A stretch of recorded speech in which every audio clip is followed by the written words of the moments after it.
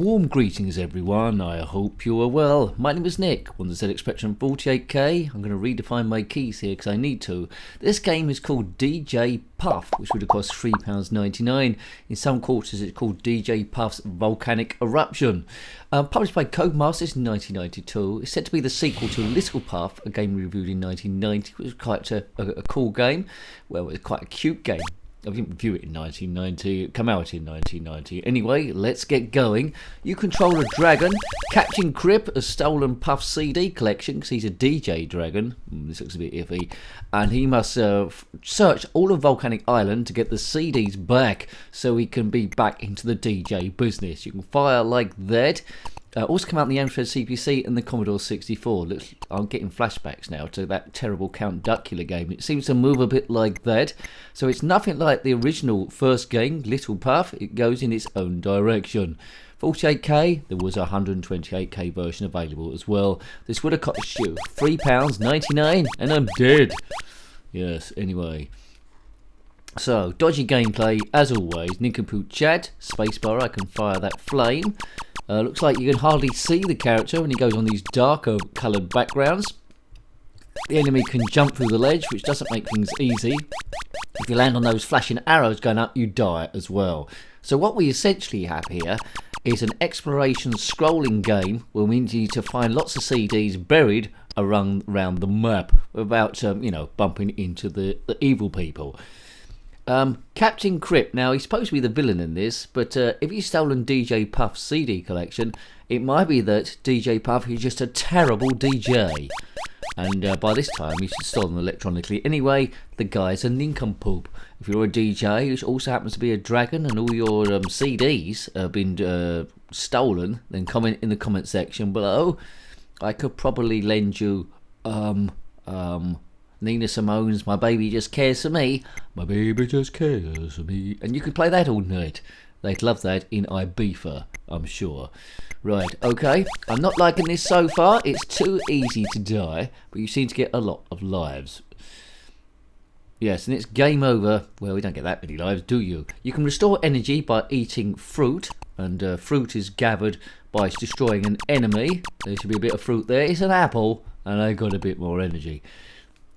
The instructions say there's secret bonuses to be found throughout this. Well,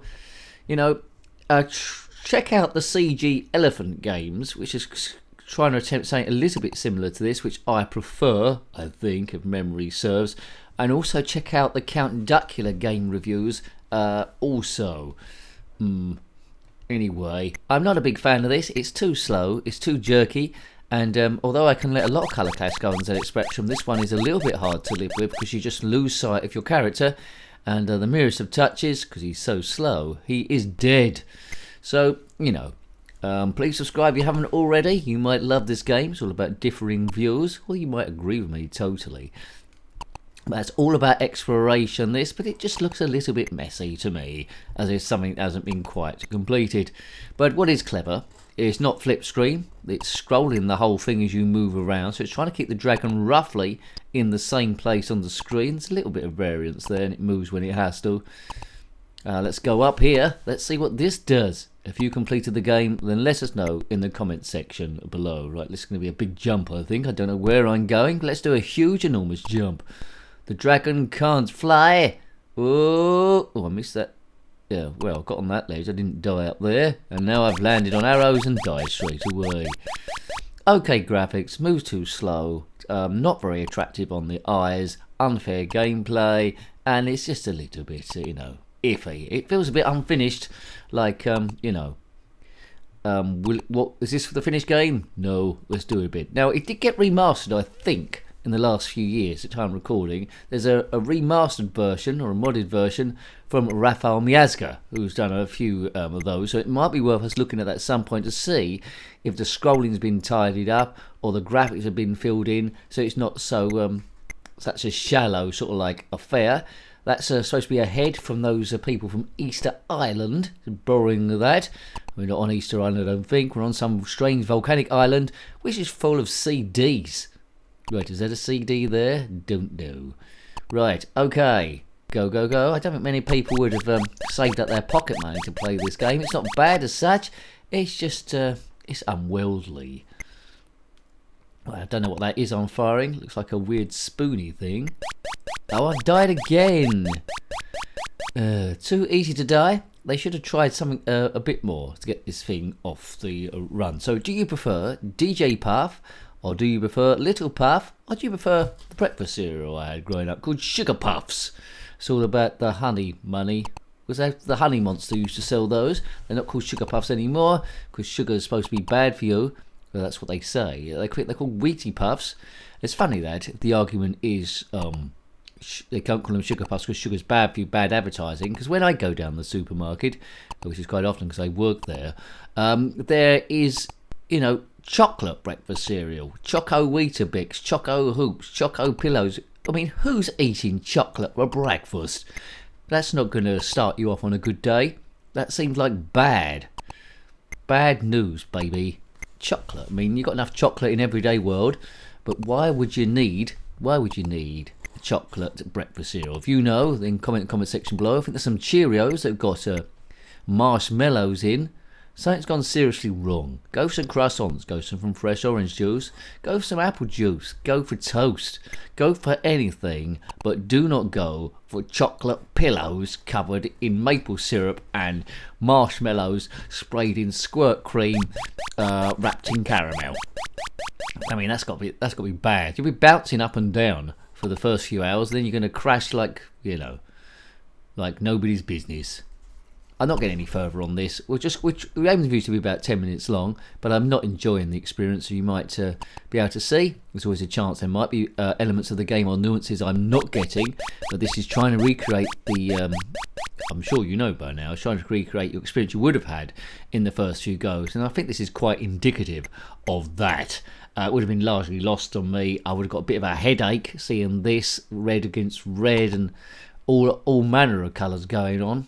I expect the Amstrad CPC and Commodore 64 will handle this a lot better, but whether the game's any good on those or it moves roughly the same, I don't know. I can only guess. Captain Crip, I'm now on his side. He's supposed to be the villain of the piece, but I like him. Pity he didn't destroy the whole game. In my opinion, Little Puff is the better of the two games. It's more conventional. That one you're like moving objects, putting them in certain places to serve clues and get 4 parts of a pass to get back to Dragonland. Follows the idea sort of like of the Dizzy games, picking up items, and of course to an extent some of the Microgen games like 3 Weeks in Paradise, Everyone's a Wally, Pajama Rama and Herbert's Dummy Run, picking up objects, putting them somewhere else. There's a few other games that use that as well, which isn't a bad idea.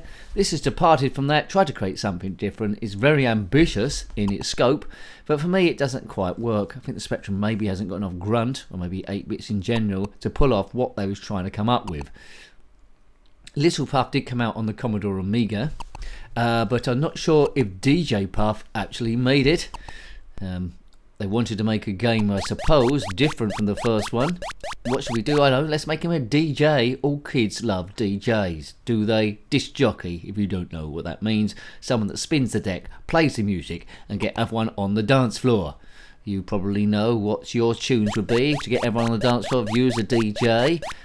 Don't You Want Me, Baby. What else? Venus by Bananarama. What else do you need? Techno, techno, techno, techno. Maybe a bit of Nirvana as well. Let's up it. Buff. Buff, buff. What am I firing at this fellow? And what's that arrow? What's that doing? Maybe that could be a secret place. Maybe. Fire. I want you to burn. Do you? Oops. Now this channel is stress busting. I still to this day get people that don't understand it, especially on older videos. They'll comment there saying, "You're annoying, why aren't you doing this and that?" Well, that's not the point. This isn't a walkthrough. You've clicked on the wrong channel with that. It's friendly chat. It's reliving stuff. It's seeing what was available, what the game played like. But I go on and on and on. And some people get annoyed at me just saying that over and over again. So let's nut. Let's party like it's 1941, as Prince never sang at all, as he wore his turquoise beret, which also he never wore. If you are Prince wearing a turquoise beret in 1941, then comment in the comment section below. She wore a turquoise beret, the kind you find in 1941. I think I've gone mad. I've gone sillily mad, and I won't apologise. This channel there, if you showed the whole channel to a psychiatrist and they looked at it, what would they say? Don't know. If you want to see other ZXspectrum games reviewed, there's a link to those in the playlist.